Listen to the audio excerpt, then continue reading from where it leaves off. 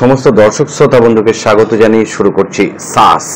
আর সাস মানেই আপনারা জানেন সমস্যা এবং সমাধান, তার অপর আরেকটি নাম হচ্ছে স্যাটিসফ্যাকশন অ্যান্ড সাকসেস। আর স্যাটিসফ্যাকশন অ্যান্ড সাকসেস কেন তা আপনারাই জানেন, আপনারা যখন ফোন করে বলেন বা চিঠি লিখে জানান। যাই হোক, আপনারা এও জেনে গেছেন অলরেডি যে আমাদের অতিথি অবশ্যই একটি উপাধি পেয়েছেন। তিনি তো গবেষক জ্যোতিষী ছিলেন, রাজগণক উপাধি পেয়েছেন স্বর্ণমুকুট জয়ের মাধ্যমে। গত 23/5/2004 ওয়ার্ল্ড অ্যাস্ট্রোলজার্স সোসাইটির পঞ্চম সম্মেলনে জ্যোতিষ জগৎ এবং আধ্যাত্মিক জগতের বিশিষ্ট ব্যক্তিদের বিচারে তিনি জ্যোতিষ জগতের এক রাজগণক জ্যোতিষী হিসাবে সম্মানিত হয়েছেন, জয় করে নিয়েছেন স্বর্ণমুকুট। আর গবেষক জ্যোতিষী শ্রী দেবদাস সম্পর্কে আপনারা অনেক ভালো জানেন যে জ্যোতিষশাস্ত্রের পুরনো গ্রন্থগুলো থেকে তুলে এনে নতুন আঙ্গিকে জ্যোতিষশাস্ত্রকে এত সুন্দরভাবে উপস্থাপনা করা বা এত সুন্দর সূক্ষ্ম বিচার করা তার মতো ব্যক্তিত্বের পক্ষেই সম্ভব। আমার কথা নয়, আপনাদের কথা। আর সেই গবেষক জ্যোতিষী শ্রী দেবদাসকে আজকে আমরা পেয়েছি। আছি আমি অজয় ভদ্র, আছেন আপনাদের প্রিয় মানুষ, আপনাদের অপেক্ষা যারা অপেক্ষা করছেন সেই অপেক্ষারত ব্যক্তিত্বের জন্য।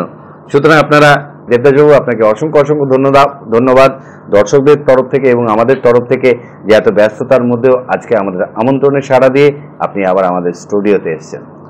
অজয়, তোমাকে এবং এই এত রাতে অক্লান্ত পরিশ্রম করে এই ক্যামেরার পিছনে থেকে যে সমস্ত টেকনিশিয়ান ভক্তরা এই সমস্যা এবং সমাধান অনুষ্ঠানকে সকলের কাছে পৌঁছে দিচ্ছে, সেই সমস্ত টেকনিশিয়ান ভক্তদের এবং সর্বোপরি এই মুহূর্তে তোমাদের জনপ্রিয় টিভি চ্যানেল সমস্যা এবং সমাধান অনুষ্ঠান দেখবার জন্য যারা তোমরা টিভি সেটের সামনে এসে উপস্থিত, তোমাদের সকলকে আমার প্রীতি এবং শুভেচ্ছা জানিয়ে এবং সর্বমঙ্গলময়ী শ্রী শ্রী তারা মায়ের চরণে তোমাদের জীবনের সার্বিক মঙ্গল কামনা করে অনুষ্ঠান শুরু করছি সমস্যা এবং সমাধান। বলা বাহুল্য যে জ্যোতিষশাস্ত্রের যে জ্ঞান ভান্ডার আপনি আপনার মস্তিষ্কে সংরক্ষণ করে রেখেছেন এবং আপনার উপস্থাপনার মাধ্যমে মানুষের কাছে এত সুন্দর সহজ সরলভাবে উপস্থাপনা করছেন, তা মানুষের শুধু হৃদয়গ্রাহী হচ্ছে না, তারা এক একজন জ্যোতিষ বিশেষজ্ঞ হিসাবে হয়তো আগামী দিনে আপনার সামনেই উপস্থিত হবে। কারণ আপনার কাছ থেকে জ্ঞান নিয়ে আপনার মতো শিক্ষক তারা পেয়েছে, আমরা জানতে পারি অনেক ফোনের মাধ্যমে। আপনি আলোচনা করছিলেন যে কোন লগ্নের পক্ষে কোন মারক গ্রহ কোনটি, এটা নিয়ে আজকে আবার আলোচনায় ফিরে আসবো। তাহলে আমি আলোচনা করব মারক গ্রহ। অদ্ভুত বিষয়, মারক গ্রহকে জানবার এত কি প্রয়োজন আছে? যারা তোমরা এই অনুষ্ঠানকে আজকে প্রথম দেখছো, তারা তোমরা অবশ্যভাবে মনে করছো যে মারক গ্রহকে জানবার কি দরকার আছে? মারক শব্দের অর্থই বা কি? যে গ্রহ আমাদেরকে মৃত্যু প্রদান করে সেই গ্রহ মারক গ্রহ। মৃত্যু তো আমাদের একদিন হবেই, তা আমার হবে, হবে অজয় ভদ্রের, হবে তোমাদের। আমরা প্রত্যেকেই মরণশীল। আমরা কেউ এই পৃথিবীতে চিরকাল বেঁচে থাকবো না। তাহলে সেই মারক গ্রহকে জেনে কি হবে? জীবনের কথা বলুন, যে কবে চাকরি হবে, কবে ব্যবসা হবে, কবে বিবাহ হবে, সন্তান ভাগ্য কেমন হবে, বিদেশ যাত্রা হবে নাকি, মান যশ সমৃদ্ধি লাভ করা যাবে কিনা। মৃত্যুর কথা বলে, জীবন বিরোধী কথা বলে কি লাভ? আমাদের বৈদিক ট্রেডিশন কখনো জীবন বিরোধী কথা বলে না। যেখানে জীবন সেখানে বৈদিক ট্রেডিশন, যেখানে সংকট সেই সংকট থেকে মুক্তির জন্য বৈদিক ট্রেডিশন। বেদ, উপনিষদ, ঋষি বাক্য শিরোধার্য। আজ পর্যন্ত ঋষি বাক্য অক্ষরে অক্ষরে সত্য বলে প্রমাণ হয়েছে। মারক অর্থাৎ যে গ্রহ আমাদেরকে মৃত্যু প্রদান করে। কোন মৃত্যু? যারা তোমরা আজকে নতুন এই অনুষ্ঠান দেখছো, তোমাদের কাছে তা অজানা রয়েছে। তাহলে আমি সেই বিষয়ে আলোচনাকে এগিয়ে নিয়ে যাব। তোমরা তৈরি থাকবে তোমাদের জন্মকুণ্ডলী এবং খাতা পেন সাথে নিয়ে। তার আগে দেখে নেব টেলিফোনে কে রয়েছে। হ্যালো। নমস্কার। আমি উত্তম কুমার পাল বলছি বনগাঁ থেকে। আমার স্ত্রী সম্পর্কে আমি একটু জানতে চাই। স্ত্রীর নাম? দেবদাস বাবু। অবশ্যই আমার এমনি খুব ভীষণ ভালো লাগে দেবদাস বাবুকে। নমস্কার। আমি নিয়মিত ওনার অনুষ্ঠান দেখি, আর আমি ওনার শিক্ষার্থী আর কি। ওনার কাছে অনেক কিছু শিখেছি আর কি। ভীষণ ভালো, উনি খুব বিশ্লেষণ করে বলেন সমস্ত কিছু। আমি প্রতিদিন যত কাজই থাকবো ওনার অনুষ্ঠানটা দেখি। দেখেন, আসলে যারা দেখে তারা কেউই মিস করে না, এটা আমরা রিপোর্ট পাই। বলুন এবার। ওর স্ত্রীর নাম জয়া পাল। হ্যাঁ বলুন। ডেট অফ বার্থ হচ্ছে 1984, 28শে ফেব্রুয়ারি। 28শে ফেব্রুয়ারি 1984, দুপুর 3:15। 3:15। কোথায় জন্ম? বনগা। বনগা। আচ্ছা, কি জানতে চাইছেন? আমি জানতে চাইছি ওর সংসার জীবন কেমন যাবে আর শিক্ষা জীবন কেমন যাবে। আর বলো। আর একটা প্রশ্ন আছে আমার, যে লগ্নে যদি বৃশ্চিক লগ্নের ক্ষেত্রে যদি লগ্নে রবি থাকে। আমি সে বিষয়ে বলছি না, তোমার স্ত্রীর জন্য যদি কোনো কিছু প্রশ্ন থাকে তো বলো। স্ত্রীর বিষয়? হ্যাঁ ঠিক আছে, তাহলে তুমি বলো যে 28শে ফেব্রুয়ারি 1984 সেদিন কি মঙ্গলবার ছিল? হ্যাঁ মঙ্গলবার। এবং হচ্ছে ওর কি মকর রাশি এবং হচ্ছে কর্কট লগ্ন? হ্যাঁ ঠিক আছে, তুমি সঙ্গে থাকো। ওইটা একটু বলবো আপনি, যে যদি লগ্নে রবি থাকে। আমি শোনো, এই জন্মকুণ্ডলীর মধ্যে যা কিছু পাবো তা আমি অবশ্য ভাবেই বলবো। ধন্যবাদ। হ্যাঁ, আর উনি সেইভাবে বিশ্লেষণ করে দেন। তাহলে এখানে যেটি গ্রহ সন্নিবেশ আছে, ওর হচ্ছে মকর রাশি এবং হচ্ছে কর্কট লগ্ন, এবং উত্তরসারা অর্থাৎ হচ্ছে 21 নম্বর নক্ষত্রে ওর জন্ম, কৃষ্ণ পক্ষের দ্বাদশী তিথিতে জন্ম, এবং হচ্ছে বৈশ্য বর্ণ এবং হচ্ছে নরগণ। এখানে যেটি প্রশ্ন করা হয়েছে সাংসারিক জীবন এবং তার সাথে শিক্ষা। আচ্ছা, বিবাহের পূর্বে বা বিবাহের উত্তর মানে বিবাহের পরবর্তী ক্ষেত্রে শিক্ষা বিচার করবার রীতি কি এক নাকি কিছু পাল্টে যায়, সেটাও জানতে হবে। এবং বিবাহিত জীবনের এক অন্যতম যেটা বিচার্য বিষয় তা হলো সন্তান। তাহলে আমি এখানে শিক্ষা এবং হচ্ছে সন্তান বিষয়ে আমি এখানে আলোচনা শুরু করব। শুনতে থাকবে তুমি এবং শুনতে থাকবে তোমরা। তাহলে এখানে যেটি গ্রহ সন্নিবেশ আছে আমি সে সম্পর্কে আলোচনা শুরু করছি। তোমরা তোমাদের জন্ম কুণ্ডলী মিলিয়ে দেখবে। তাহলে লগ্ন হলো এটা, আর এই কর্কট লগ্নের পক্ষে রাজ্যকারক গ্রহ কে? মঙ্গল। আর এই কর্কট লগ্নের পক্ষে মারক গ্রহ কে? শনি। তার মানে একজন কর্কট লগ্নের পুরুষ বা নারীকে জীবনের সার্বিক সফলতা প্রদান করবে সে গ্রহ হলো মঙ্গল। আর জীবনে নানা প্রকার সমস্যা, নানা প্রকার দুর্বিধা, ঝঞ্ঝাট ইত্যাদি নিয়ে আসবে সে হলো শনি। আর এই জন্মকুণ্ডলীতে মঙ্গল আছে লগ্ন থেকে 1, 2, 3, 4। যদি কারোর লগ্ন থেকে অ্যান্টি ক্লক 4 নম্বর ঘরে মঙ্গল থাকে তাহলে তা কি হলো? তা হলো ভৌম দোষ। আর এখানে মঙ্গল একা নেই, তার সাথে শনি বসে আছে। অত্যন্ত মহত্বপূর্ণ এই জন্মকুণ্ডলী। এই জন্মকুণ্ডলী অত্যন্ত ভাবে মহত্বপূর্ণ। তোমরা তোমাদের জন্মকুণ্ডলী খুলে দেখবে। লগ্ন থেকে 1, 2, 3, 4 নম্বর ঘর থেকে বিচার করা হয় শিক্ষা। আর সেখানে যেহেতু শনি এবং মঙ্গল একসাথে আছে, এটি কি হলো? এটি হলো শনি মঙ্গল 20 যোগ। এটি শিক্ষা ক্ষেত্রে বাধা দিতে পারে, হয়তো দেবে, মনে হচ্ছে দেবে, এমন কোনো বিষয় নেই। যদি এরকম শনি মঙ্গল যোগ থাকে তাহলে সাধারণ শিক্ষার গণ্ডি পেরিয়ে উচ্চ শিক্ষায় পা রাখা এবং সফলতা অর্জন করা অসম্ভব বিষয়। এবং লগ্ন থেকে 1, 2, 3, 4, 5, 6, 7 নম্বর ঘর থেকে কি বিচার করা হয়? বিবাহ এবং হচ্ছে বিবাহিত জীবন। আর এই 7 নম্বর ঘরটি হলো মকরের মালিক কে? শনি। এর মালিক হলো শনি, যে গ্রহ তাকে বিবাহিত জীবনে সুখ শান্তি প্রদান করবে, honour of the 7th house. এবং এছাড়া প্রত্যেকটি জন্মকুণ্ডলীতে মঙ্গল থেকে বিচার করা হয় বিবাহিত জীবনে সুখ শান্তি, গৃহ শান্তি। সেই রাজ্যকারক গ্রহ এবং হচ্ছে মারক গ্রহ এখানে 20 যোগ সৃষ্টি করেছে।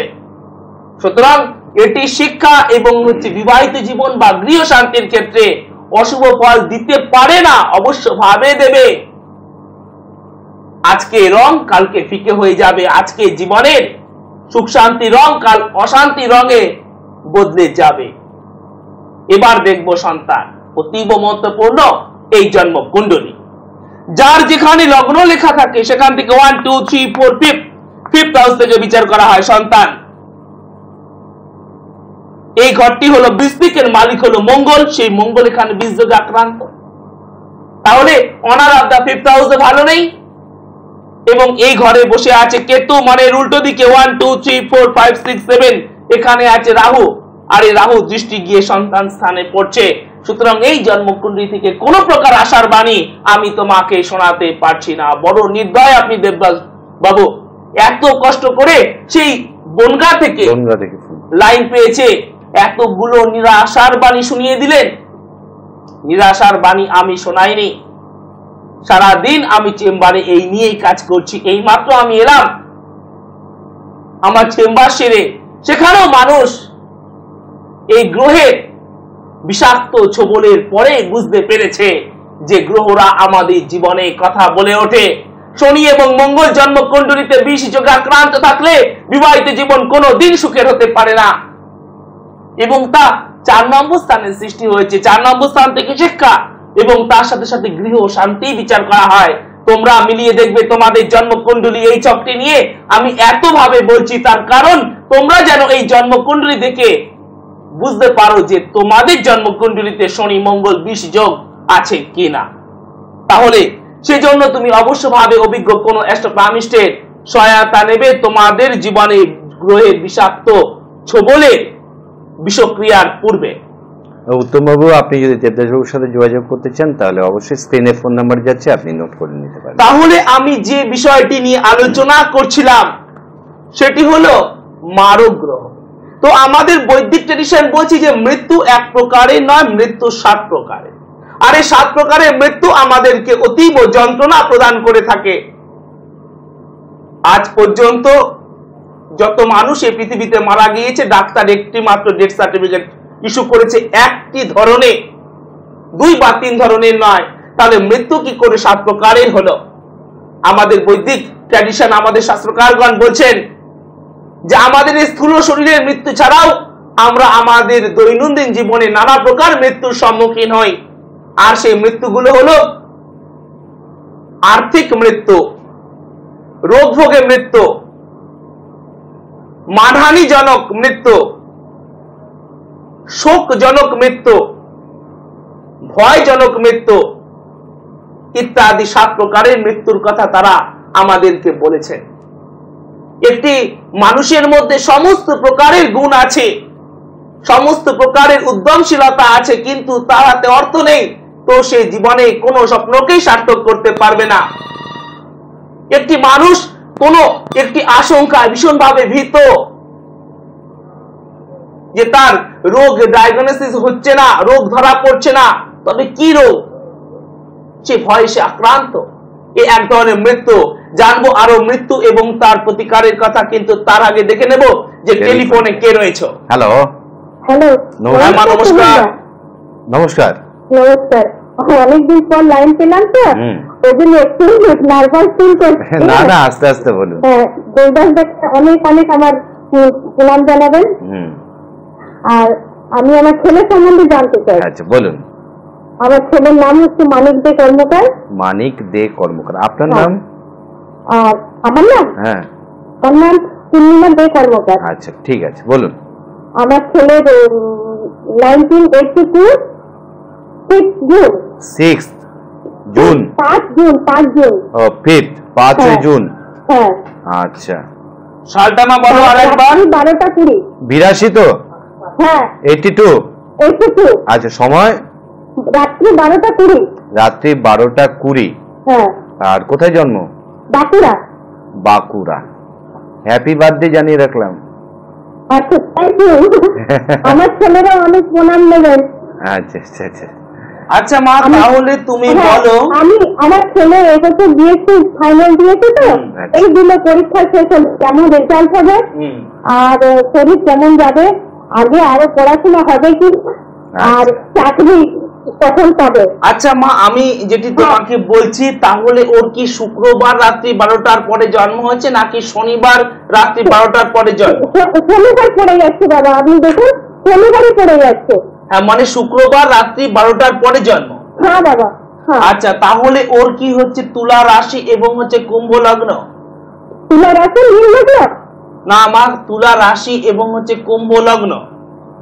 যদি রাত্রি 12টা 20-তে জন্ম হয় এবং হচ্ছে যে কুম্ভ লগ্নের এখানে লগ্ন দাঁড়িয়ে আছে 26 ডিগ্রিতে, তাহলে তোমার আগে বোধহয় যে হরোস্কোপ ছিল সেখানে আছে মীন লগ্ন, সেটি মা ভুল আছে।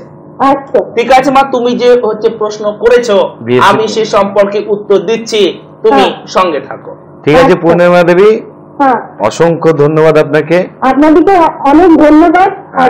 দেবদাসরা চরণে আমার অনেক প্রণাম রইল, আর ছেলেরা অনেক প্রণাম রইল। আচ্ছা আচ্ছা আচ্ছা। তাহলে এখানে যেটি গ্রহ সন্নিবেশ আছে দেখা যাচ্ছে যে তুলা রাশি এবং হচ্ছে কুম্ভ লগ্ন, বিশাখা অর্থাৎ হচ্ছে 16 নম্বর নক্ষত্রে ওর জন্ম এবং হচ্ছে শুক্লপক্ষের চতুর্দশী তিথিতে জন্ম, শূদ্র বর্ণ এবং হচ্ছে দেবারি গণ। তাহলে এখানে যেটি গ্রহ সন্নিবেশ আছে, মা এখানে শিক্ষা এবং হচ্ছে কর্মজীবনের বিষয়ে মা এখানে প্রশ্ন করেছেন। তাহলে এখানে যেটি গ্রহ সন্নিবেশ আছে আমি সে সম্পর্কে আলোচনা শুরু করছি, শুনতে থাকবে তুমি এবং শুনতে থাকবে তোমরা। তাহলে এখানে যেটি গ্রহ সন্নিবেশ আছে, এখানে লগ্ন হলো এটি। আর শিক্ষা আমরা কোন ঘর থেকে বিচার করব? শিক্ষা আমরা বিচার করব 1 2 3 4 4 নম্বর ঘর থেকে শিক্ষা বিচার করব।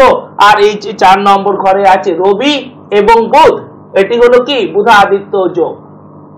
তাহলে এখানে অন্য খারাপ কোনো গ্রহ নেই, এখানে কোনো প্রকার খারাপ গ্রহ নেই। এবং হচ্ছে এই ঘরটা মালিক হলো শুক্র, সে আছে এখানে, মঙ্গলের ঘরে আছে শুক্র। যে কোনো কুম্ভ লগ্নের ব্যক্তির পক্ষে মঙ্গলের সাথে শুক্রের যদি সম্পর্ক গড়ে ওঠে তাহলে তা রাজযোগ কারক। তাহলে এখানে ওর শিক্ষা জীবনটা শুভ রয়েছে, সেখানে মা কোনো প্রকারে সমস্যা নেই। এবারে দেখবো যে কর্মজীবন ওর কতটা শুভ রয়েছে। এবারে দেখবো যে ওর পক্ষে কর্মজীবন কতটা শুভ রয়েছে। তাহলে লগ্ন এটি এবং এই লগ্নের পক্ষে রাজযোগ কারক গ্রহ হলো মঙ্গল এবং শুক্র, শুক্র ভালো আছে। এবারে দেখবো যে ওর কর্মজীবন কেমন আছে। তোমরা দেখবে তোমাদের জন্মকুণ্ডলী, সেই জন্যই এত ডিটেলসে বলা, যেন তোমরা এই আলোচনা থেকে বুঝে নিতে পারো যে তোমাদের কর্মজীবন কেমন আছে। লগ্ন এটি, এখান থেকে 1 2 3 4 5 6 7 8 9 10 ঘুরতে ঘুরতে আমরা 10 নম্বর ঘরে এসে পৌঁছেছি।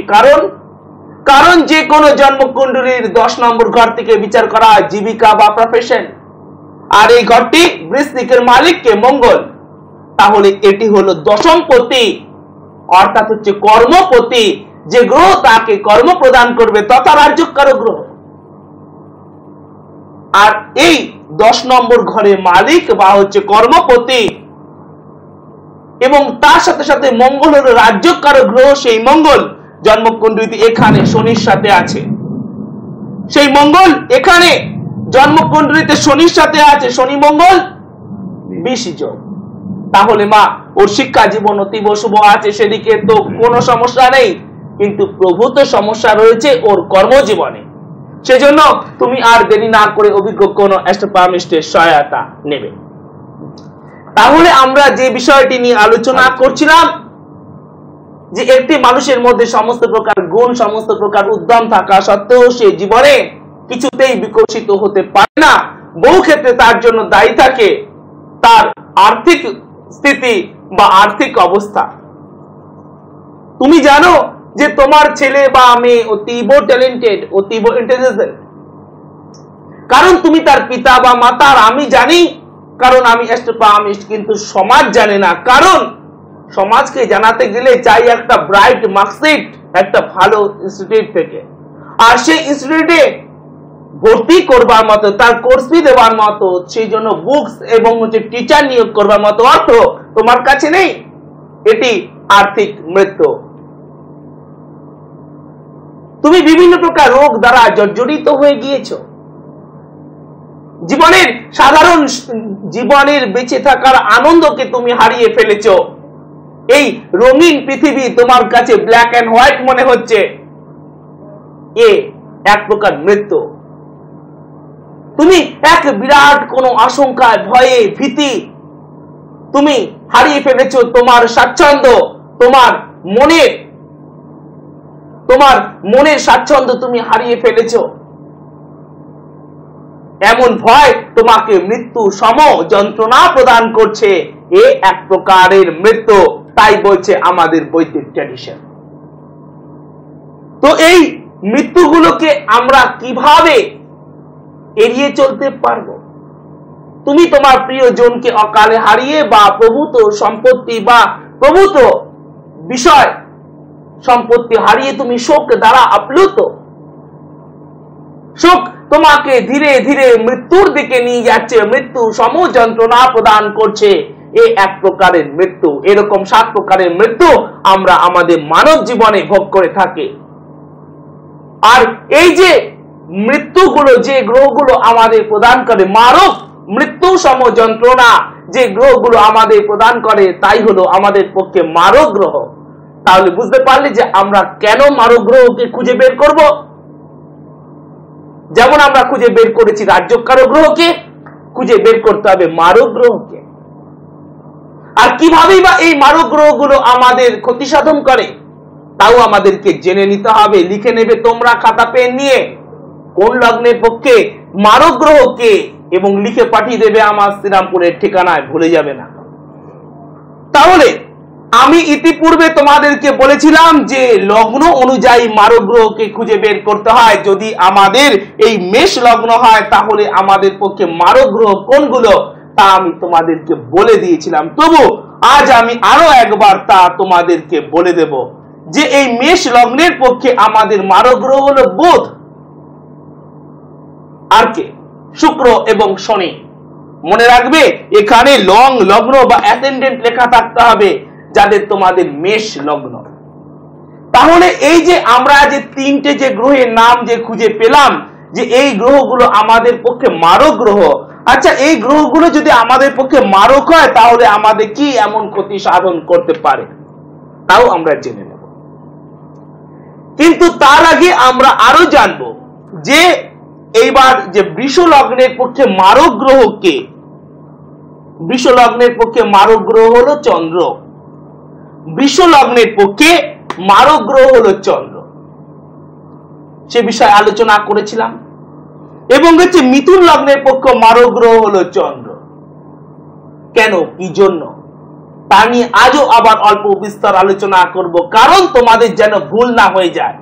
আমরা কি করি, আমরা বেশ কিছু আংটি পরতে খুব ভালোবাসি, সুন্দর সুন্দর আংটি হাতে থাকবে। বাবা একটা গোমেদ পরতো, এখন আর পড়ছে না, আমি পরে নিয়েছি। নমামা একটা পোখরাজ পরতো, এখন আর পড়ছে না, আমি পরে নিয়েছি। দিদির বিয়ে হয়ে গেছে, দিদির হাতে ভালো একটা পলা ছিল, আমি পরে নিয়েছি। হয়ে গেছে আমার এখানে 5 আঙুলে 8টা আংটি, সুন্দর হয়ে গেছে আমার গ্রহ প্রোটেকশন, ভালো, খুবই ভালো। কিন্তু এত ভালো ভালো পাথরগুলো তোমাকে কতটা ভালো ফল দেবে সেটা দেখবার বিষয়। পাথর শুধু ভালো হলে হবে না, তা যেন তোমার পক্ষে মারক গ্রহ না হয়ে যায়। মারক গ্রহকে দুর্বল রাখবে কি মারক গ্রহকে শক্তিশালী করবে তা সর্বদা নির্ভর করবে ছকের ওপর। যে ছকে কি অবস্থাতে মারক গ্রহ বসে রয়েছে তুমি কিছুই জানলে না। তুমি শনি এবং হচ্ছে চন্দ্র তোমার জন্মকুণ্ডলিতে একসাথে আছে, আর তোমার হচ্ছে মিথুন লগ্ন। ভালো একটা নীলা ছিল বাবার, তুমি পড়ে নিয়েছো, আর সমস্যা শুরু হয়ে গেছে। খুঁজে পাচ্ছ না জীবনে কেন সমস্যাগুলো এসে তোমাকে ঘিরে ফেলছে। রাহু হলো কমিউনিকেশন কারক গ্রহ বা সংযোগকারী গ্রহ। তোমার আগে সংযোগ ভালোই হচ্ছিল, হঠাৎ করে তুমি মামার খুলে রাখা গোমেত্রী পড়ে নিয়েছো, শুরু হয়ে গিয়েছে এইবারে সংযোগ ভাঙার বা সংযোগের ক্ষেত্রে বা যোগাযোগের ক্ষেত্রে বাধা বিপত্তির পর্যায়। তাই যে কোনো রোগকে পরীক্ষা না করে ওই ওষুধের দোকানে বলে কিছু মুঠো মুঠো ওষুধ খাওয়া যেরকম বিপজ্জনক, তার থেকেও বেশি বিপজ্জনক কোন অভিজ্ঞ অ্যাস্ট্রোপামিস্টের সহায়তা না নিয়ে নিজেদের মতো নিজেরা আংটিগুলোকে পরে নেওয়া। জানো কি তোমার জন্য দরকার, তুমি হয়তো অজান্তে দস্যুর হাতে অস্ত্র তুলে দিচ্ছ, মারক গ্রহের হাতে গ্রহরত্ন তুলে দিচ্ছ।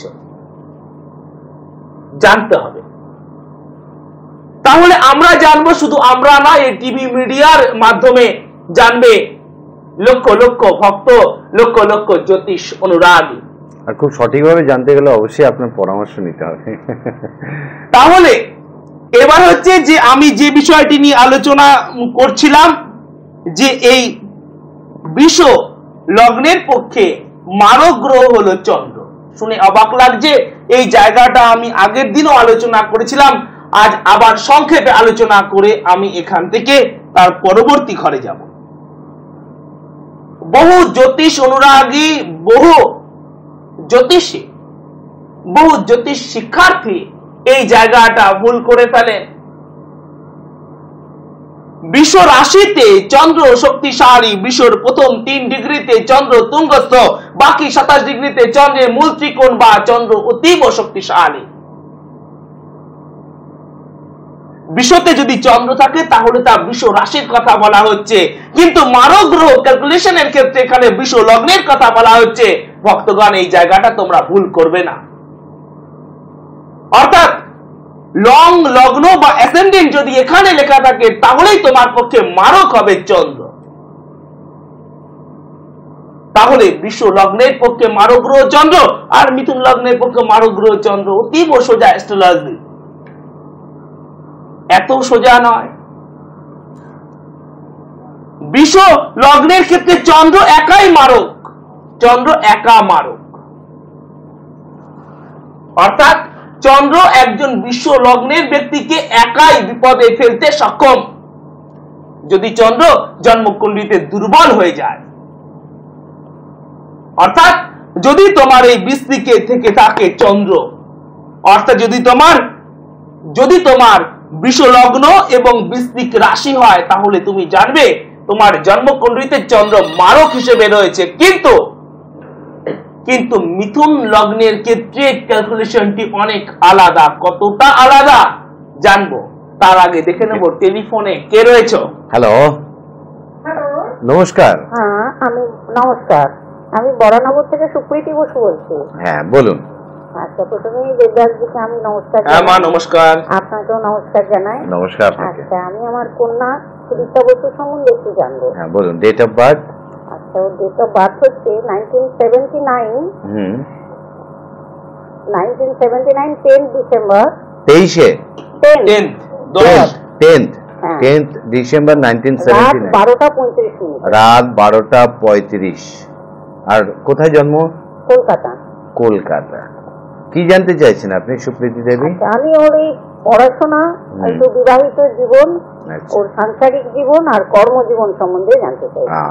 আচ্ছা মা, তাহলে তুমি বলো যে সানডে রাত্রিবেলা 12টার পরে জন্ম, কি সোমবার রাত্রি 12টার পরে? রাত 12:35। মা বলছি কি যে তাহলে রবিবার বা সানডে রাত্রিবেলা 12:35? হ্যাঁ, রবিবার। আচ্ছা মা, তাহলে ওর কি হচ্ছে সিংহ রাশি এবং হচ্ছে কন্যা লগ্ন? হ্যাঁ, ঠিক আছে, তুমি সঙ্গে থাকো। কি পড়াশোনা করছেন? ও এবারে এমএ পাস করেছে। ঠিক আছে, আপনি সঙ্গে থাকুন। অসংখ্য ধন্যবাদ। তাহলে এখানে যেটি গ্রহ সন্নিবেশ আছে, ওর হচ্ছে সিংহ রাশি এবং হচ্ছে কন্যা লগ্ন, মঘা অর্থাৎ হচ্ছে 10 নম্বর নক্ষত্রে ওর জন্ম, এবং হচ্ছে যে কৃষ্ণ পক্ষে ষষ্ঠী তিথিতে জন্ম, ক্ষত্রিয় বর্ণ ও দেবাড়িগণ।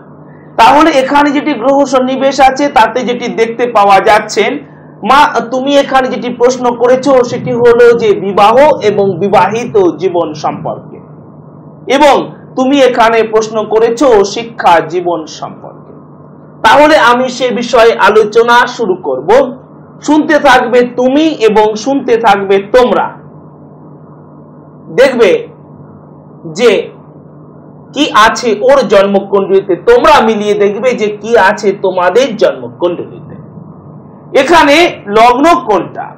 এখানে লগ্ন হচ্ছে এটি, লগ্ন হচ্ছে এই হচ্ছে কন্যা, আর ওর জন্মকুণ্ডলিতে 1, 2, 3 নম্বর ঘরে রবি এবং বুধ একসাথে আছে, সাথে অন্য কোনো খারাপ গ্রহ নেই বা অন্য কোনো গ্রহই নেই এই ঘরে। তাহলে এটি হলো বুধাদিত্য যোগ। আর এই বুধাদিত্য যোগের ফল তো তোমাদের আমি বহুবার বলেছি যে এরা অত্যন্ত ইন্টেলিজেন্ট হয়ে থাকে এবং এরা খুব মেধাবী হয়ে থাকে, এরা শিক্ষা ক্ষেত্রে অগ্রগতি লাভ করতে পারে। এবার যেটা দেখবো যে বিবাহিত জীবন, যে কি আছে ওর বিবাহিত জীবন। তাহলে আমি সে বিষয়ে আলোচনা শুরু করছি, শুনতে থাকবে তুমি এবং শুনতে থাকবে তোমরা। অতীব মহত্বপূর্ণ এই জন্ম কুণ্ডলী। তাহলে লগ্ন হচ্ছে এটা, এখান থেকে 1 2 3 4 5 6 7 8 9 10 11 12, 12 নম্বর ঘরে আছে মঙ্গল এবং রাহু।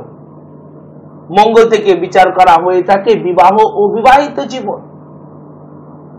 আর তা যদি রাহুর সাথে দ্বাদশে থাকে তাহলে তা কি হলো, যে কোনো ঘরে যদি মঙ্গল এবং রাহু বা মঙ্গল এবং কেতু একসাথে থাকে তাহলে তা হলো ছন্ন ছাড়া যোগ। এটি অবশ্যভাবে বিবাহিত জীবনে সমস্যা দেবে এবং বিবাহের ক্ষেত্রে দেরি হবে, প্রচুর দেরি, বাধা আছে। কেন, কি জন্য আছে বাধা? মঙ্গল এবং রাহু যদি একসাথে থাকে, একেতেই মঙ্গল হচ্ছে দ্বাদশে, তা হলো ভৌম দোষ, আর তার সাথে রাহু যুক্ত হলে তা হলো ছন্ন ছাড়া যোগ। কিন্তু বাধা কেন দেবদাস বাবু? আপনি তো বলেন যদি কারোর বিবাহ না হবে তাহলে সে বিবাহিত জীবনে অসুখী কি করে হবে? যদি কারো সন্তান না থাকবে তাহলে সে সন্তান জীবনে অসুখী কি করে হবে? সন্তান শোক কি করে প্রাপ্ত হবে? সন্তান থেকে তারপরে অকাল মৃত্যু বা দুর্ঘটনাতেই তো মানুষ শোকপ্রাপ্ত হয় বা তার থেকে লাঞ্ছিত হয়ে। এক্ষেত্রে বাধা বলা হচ্ছে তার কারণ যে এখানে লগ্নে শনি বসে আছে। আর আমাদের মানব জীবনে যুগের পর যুগ রিসার্চের মাধ্যমে দেখা গিয়েছে যে যদি লগ্নে শনি থাকে তো বিবাহ ঠিক হয়েও ভেঙে যাবে, হতেও হবে না। যদি লগ্নে শনি থাকে, এ কথা আমি তোমাদেরকে বহুবার বলেছি যে লগ্নে বা হচ্ছে যেখানে লগ্ন লেখা আছে সেখান থেকে 1 2 3 4 5 6 7 নম্বর ঘরে যদি শনি থাকে তোমরা তোমাদের জন্ম কুণ্ডলী মিলিয়ে দেখবে, তাহলে তা বিবাহিত জীবনে বাধা নিয়ে আসে। কিরকম বাধা? একেবারে তৈরি হয়ে যাওয়া বিয়োগ ভেঙে যাবে সেই উত্তম কুমার সুচিত্রা সেনের সপ্তপ্রদীর মতো। তোমরা তো নিশ্চয়ই সেই জনপ্রিয় বাংলা ফিল্মটি অবশ্যভাবেই দেখেছো। হতেও ভেঙে যাবে, হবে না। তা যে কোনো বিবাহের ক্ষেত্রে, তা প্রেম বিবাহ হোক বা সম্বন্ধ ঘটিত, সেজন্য মা অবশ্যভাবে তুমি ওর বিবাহ ও বিবাহিত জীবনের জন্য লগ্নের শনি এবং ছন্নছাড়া যোগের প্রতিকার করবে। এবং তার সাথে সাথে তোমরা যারা দেখলে যে তোমাদের জন্মকুণ্ডলীতে এই ধরনের গ্রহ সন্নিবেশ আছে, তোমরাও আর দেরি না করে অভিজ্ঞ কোনো অ্যাস্ট্রোপামিস্টের সহায়তা নেবে। মনে রাখবে গ্রহরা জীবনে কথা বলে ওঠে। তাহলে যে বিষয়টি নিয়ে আমি আলোচনা করছিলাম, তাহলে আমরা দেখলাম যে একজন বিষ লগ্নের ব্যক্তিকে চন্দ্র একাই সুফলের পরিবর্তে কুফল প্রদান করতে সক্ষম, কারণ সে মারক। সে কখনোই সুফল প্রদান করবে না বিষ লগ্নের ব্যক্তির পক্ষে। আর সেখানে যদি চন্দ্র এখানে থেকে যায়, এই ঘরে এই বৃশ্চিকে চন্দ্র প্রথম 3 ডিগ্রিতে নিচস্থ, বাকি 27 ডিগ্রিতে দুর্বল, তাহলে সে খারাপ ফল প্রদান করতে পারবে। কি খারাপ ফল প্রদান করবে তা ধীরে ধীরে বলবো। কিন্তু একজন মিথুন লগ্নের ব্যক্তির পক্ষে যদি চন্দ্র এখানে প্রথম 1 2 বা 3 ডিগ্রিতে নিচস্থ হয়ে যায় তো সে মারক ফল প্রদান করতে পারবে না, মৃত্যু সম যন্ত্রণা প্রদান করতে পারবে না। তাহলে কেন বলা হয়েছে মিথুন লগ্নের পক্ষে মারক গ্রহ চন্দ্র? ঠিক যেরকম যারা তোমার শত্রু আছে, বহু শত্রু, একা তোমার ক্ষতি করতে সে উদ্যত হতে পারে না, অতদূর সাহস করতে পারে না, কিন্তু সে তোমার ক্ষতি সাধন করবার জন্য আরো কিছু ব্যক্তিকে সমাজে খুঁজে বেড়ায়। কে আছে? এক্স বাবুর বিরোধী, আর এক্স বাবুর বিরোধী সাথে গিয়ে সে হাত মেলায়। একাধিক গ্রহ, একাধিক শত্রু, তারপরে সে তোমার বিরুদ্ধে কোনো একটি চক্র, একটি জাল সে বনে, আর তুমি সেই জালে বহু সময় ফেসে যাও।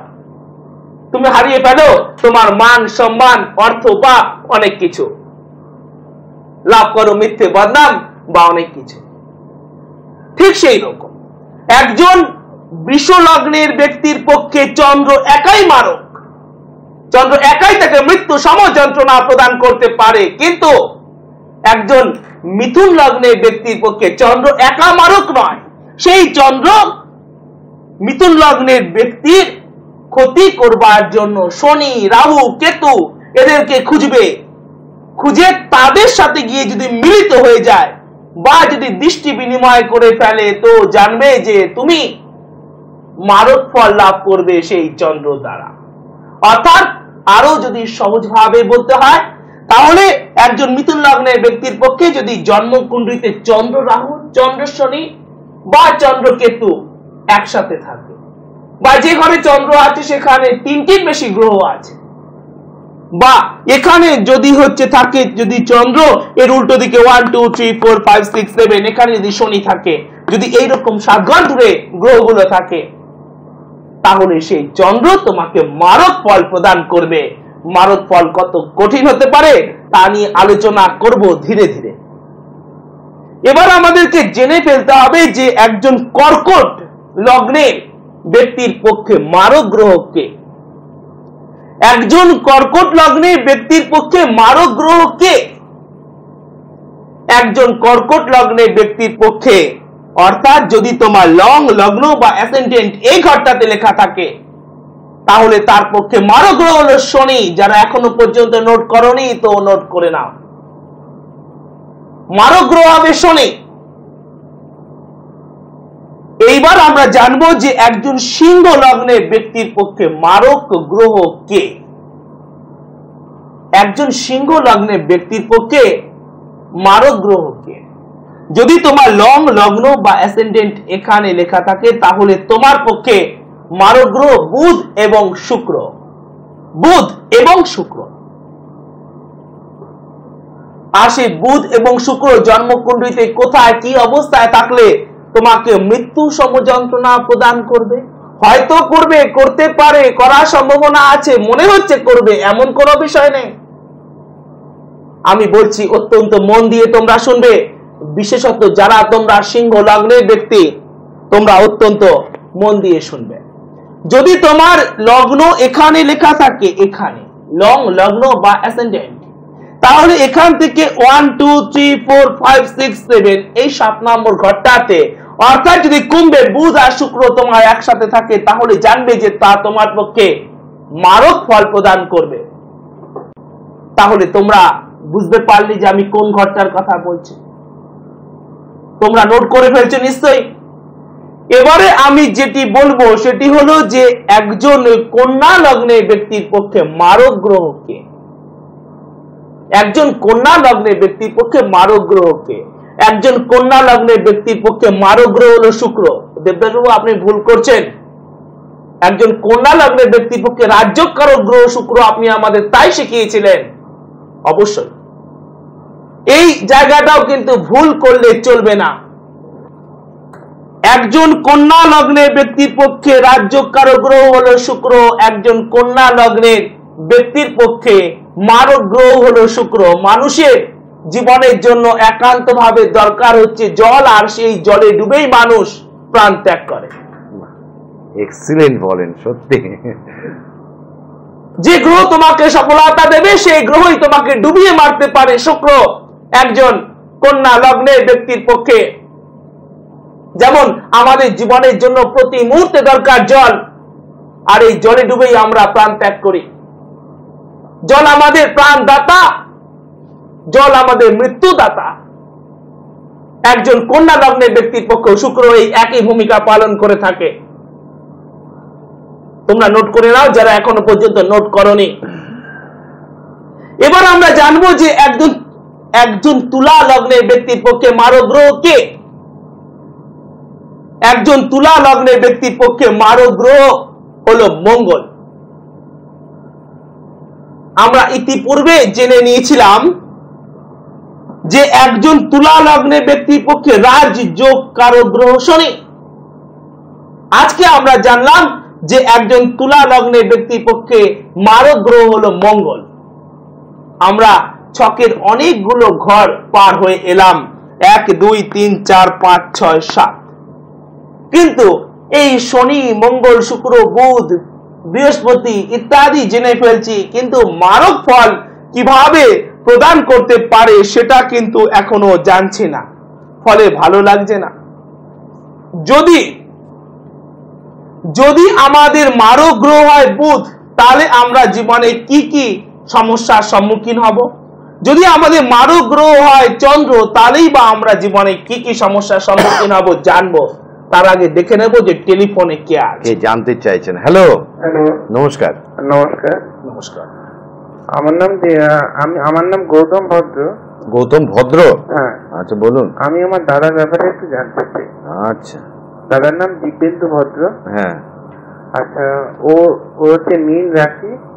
আপনার ডেট অফ বার্থ বলুন। হ্যাঁ, ডেট অফ বার্থ হচ্ছে 28 ডিসেম্বর 1966। সময় হচ্ছে কি রাত্রি 9:15। রাত্রি 9:15। কোথায় জন্মস্থান? জন্মস্থান কলকাতা। কলকাতা। বলুন। আপনার আর আমার টাইটেল এক। হ্যালো। আচ্ছা, 1 মিনিট, তুমি বলেছো যে 28 ডিসেম্বর? না, 28। আচ্ছা, 20 ডিসেম্বর। আচ্ছা, 20 ডিসেম্বর। হ্যাঁ, 20 ডিসেম্বর। ঠিক আছে। আপনি কি জানতে চাইছেন? আমি জানতে চাইছি, দাদা একটা জায়গায় চাকরি করে বোম্বেতে। আচ্ছা। ও একটা অপরচুনিটি পেয়েছে, সেটা কি ওর পক্ষে ভালো হবে না খারাপ হবে? আচ্ছা আচ্ছা, তাহলে তুমি বলো যে 20 ডিসেম্বর 1966 সেদিন কি মঙ্গলবার ছিল? সেদিন মঙ্গলবার ছিল। এবং ওর কি হচ্ছে মীন রাশি এবং হচ্ছে সিংহ লগ্ন। উত্তর ভাদ্রপদ, অর্থাৎ হচ্ছে 26 নম্বর নক্ষত্রে ওর জন্ম, এবং বিপ্রবর্ণ এবং হচ্ছে নরগণ। ঠিক আছে, তুমি সঙ্গে থাকো। কোথায় অপরচুনিটি পেয়েছে? হ্যাঁ, 20 শনির মহাদশায় জন্ম। কিছু বলতে হবে না, কোথায় পেয়েছে অপরচুনিটি? এখন একটা মাল্টিন্যাশনাল কোম্পানিতে। আচ্ছা, চাকরিটা পেয়েছে। আচ্ছা, ঠিক আছে। ঠিক আছে, আমি সে বিষয়ে আলোচনা শুরু করছি। শুনতে থাকবে তুমি এবং শুনতে থাকবে তোমরা, যাদের তোমাদের কর্মজীবন সম্পর্কে প্রশ্ন আছে। তাহলে এখানে যে গ্রহ সন্নিবেশ আছে আমি সে সম্পর্কে আলোচনা শুরু করছি। তাহলে যে কোনো ব্যক্তির কর্ম আমাদের কোন গ্রহ থেকে বিচার করতে হবে বা কত নম্বর ঘর থেকে বিচার করতে হবে। তাহলে যে আমাদের যেখানে লগ্ন লেখা থাকে, লগ্ন কোথায় লেখা আছে? লগ্ন লেখা আছে এই জন্মকুণ্ডলীতে এখানে সিংহ। তাহলে কর্মজীবন বিচার করতে হবে এখান থেকে অ্যান্টি ক্লক 10 নম্বর ঘর থেকে 1 2 3 4 5 6 7 8 9 10 ঘুরতে ঘুরতে আমরা এসে বৃষতে পৌঁছেছি। আর এই বৃষর মালিক হলো শুক্র। তাহলে আমাদের দেখতে হবে যে জন্মকুণ্ডলীতে বৃষর ঘরে কোনো গ্রহ আছে কিনা। না, এখানে কোনো গ্রহ নেই, দেয়ার আর নো প্ল্যানেট। তাহলে আমাদের সাথে সাথে দেখতে হবে যে বৃষ ঘরের যে মালিক শুক্র সে কোথায় বসে আছে, আর দেখতে হবে রাজ্যকারক গ্রহ কোথায় আছে। তাহলে এর মালিক যে শুক্র, সেই শুক্র যেখানে বসে আছে, শুক্র এখানে রবির সাথে বসে আছে। শুক্র এখানে রবির সাথে বসে আছেন এবং সে এই ধনুতে বসে আছে। এখানে শুক্র, রবি আর শুক্র এখানে বৃহস্পতি ঘরে বসে আছে। এখানে ভালো ফল দেবে কি খারাপ ফল? আর মাল্টিন্যাশনাল কোম্পানি এগুলো কোথা থেকে বিচার করতে হয়? যে কোনো বিদেশি বিষয় বা মাল্টিন্যাশনাল বিষয়, বিদেশ যাত্রা, এক্সপোর্ট ইম্পোর্ট, এগুলো সর্বদা বিচার করতে হয় রাহু থেকে। রাহু থেকে এগুলো বিচার করতে হয়। তাহলে আগে আমি যে বিষয়টি নিয়ে বিচার করছিলাম, যেখানে শুক্র আছে 15 ডিগ্রিতে, রবি আছে 4 ডিগ্রিতে, এদের মধ্যে পার্থক্য 11 ডিগ্রি, অর্থাৎ দশমপতি শুক্র এখানে রবির খুব কাছাকাছি 15 ডিগ্রির ভিতরে থাকবার জন্য সেখানে কম্বাস্ট বা দাহ্য হয়ে গিয়েছে। তাই কর্মজীবনে ভালো উন্নতিতে শুক্র বাধা প্রদান করবে। এবার দেখব সেটি হচ্ছে যে এই মাল্টি ন্যাশনাল কোম্পানি ওর পক্ষে কেমন হবে, সেটা আবার কিভাবে বিচার করতে হবে, সেটা সর্বদা বিচার করতে হবে রাহু থেকে। দেখতে হবে যে জন্মকুণ্ডলিতে রাহু কোথায় কি অবস্থায় আছে। তাহলে লগ্ন হলো এটা, এখান থেকে 1 2 3 4 5 6 7 8 9 9 নম্বর ঘরে এখানে মঙ্গলের ঘরে রাহু আছে। আর মঙ্গলের সাথে রাহুর সম্পর্কটা কি? মঙ্গলের সাথে রাহুর সম্পর্কটা হলো শত্রুতার।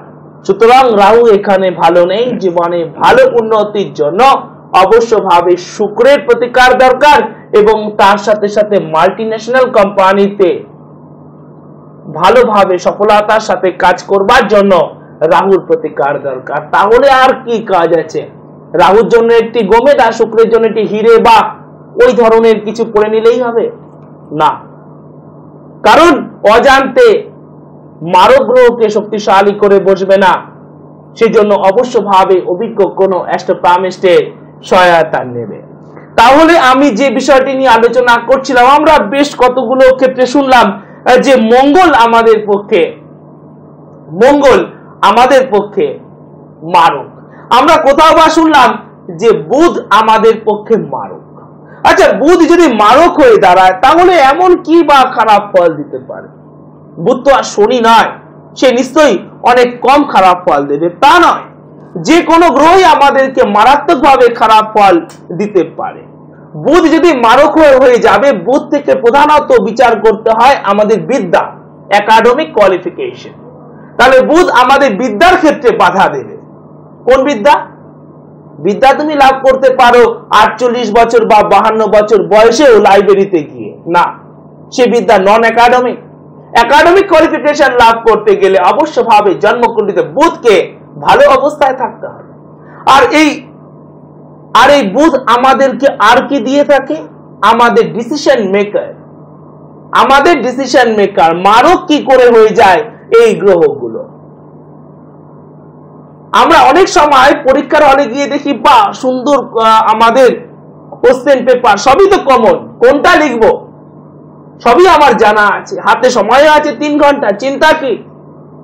একবার মনে হচ্ছে এটা লিখি, একবার মনে হচ্ছে ওটা লিখবি, একবার মনে হচ্ছে এটা লিখছি আর কাটছি। তোমাদের ছেলেমেয়েরা অনেক সময় তাই করে।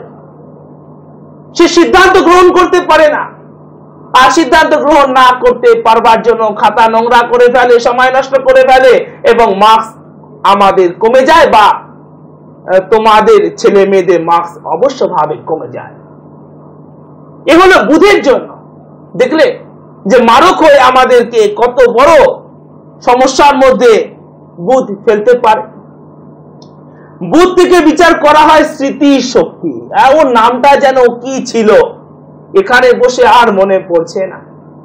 হ্যাঁ, ওই কর্কট লগ্নের পক্ষে মারক গ্রহ যেন কে, এখানে বসে আর মনে পড়ছে না। মনে পড়ে, সময় মতো নয়। বুধ দেবে সেই ক্ষিপ্রতা, সময়ের সাথে সবকিছুকে মনে করে তা প্রকাশ করবার জন্য। বাড়িতে আমি খুব ভালো লেখাপড়া করতে পারি, বাড়িতে তোমার ছেলে বা মেয়ে খুব ভালো লেখাপড়া করতে পারে, করেও কিন্তু সে স্মৃতি শক্তিকে ধরে রাখতে পারে না। স্মৃতি, সমস্ত ধরনের স্মৃতি আমাদেরকে প্রদান করে থাকে বুধ। এক কথায় বুধ থেকে বুদ্ধিমত্তা, বুধ থেকে স্মৃতি। আমরা সেই স্মৃতি চারণ করতে পারি না, আমরা স্মৃতিতে অনেক কিছুকে স্টোর করতে পারি না যদি না আমাদের জন্মকুণ্ডলিতে বুধ ভালো অবস্থায় না থাকে। সেই কম্পিউটার হার্ড ডিস্কের মধ্যে 20 জিবি না 40 জিবি। যার বুধ যত বেশি শক্তিশালী, সে তত বেশি স্মৃতিকে তার কাছে করায়ত্ত করে রাখতে পারবে। বুধ থেকে বিচার করা হয় যে কোনো ধরনের বুদ্ধিজীবী জীবিকা। যদি বুধ ভালো অবস্থা না থাকে তো আমরা শেয়ার মার্কেটে লস করে ফেলি, হয়তো করতে পারি, করার সম্ভাবনা আছে, এমন কোনো ব্যাপার নেই। মারক গ্রহ হিসেবে আত্মপ্রকাশ করে তোমাকে সর্বশান্ত করবার ক্ষমতা রাখে বুধ। আরো জানবো, কিন্তু আমাদের সময় প্রায় শেষ। আমরা শেষ করছি দেবদাস বাবুকে ধন্যবাদ জানিয়ে এবং আপনাদের অসংখ্য ধন্যবাদ জানিয়ে যারা এতক্ষণ অনুষ্ঠানটা দেখছিলেন। আপনারা ভালো থাকুন, সুখে থাকুন। শেষ করছি সমস্যা এবং সমাধান। শুভরাত্রি।